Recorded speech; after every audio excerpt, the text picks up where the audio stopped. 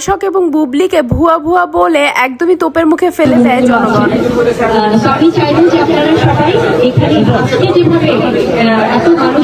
জানা গেছে বসুন্ধরা একটি দোকান উদ্বোধন করতে গিয়েছিল বুবলি, বারিশক এবং গৌতম সাহা, যেখানে অতিরিক্ত মানুষের ভিড় জমে যায়।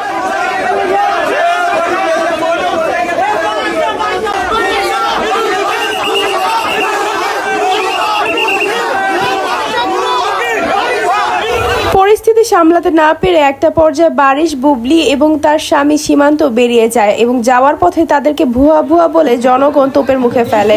বেশ কয়েকদিন ধরেই সমালোচনায় আছেন বারিশক। সানভিজ ভাই তনির সঙ্গে দ্বন্দ্বে জড়িয়ে যেন কোনোভাবেই সেখান থেকে বের হতে পারছে না বারিশক। এক একজন এক একভাবে আলোচনায় ফেলছেন তাকে। দর্শক, বিষয়টি নিয়ে আপনাদের কোনো মন্তব্য থাকলে অবশ্যই কমেন্ট করে জানাবেন।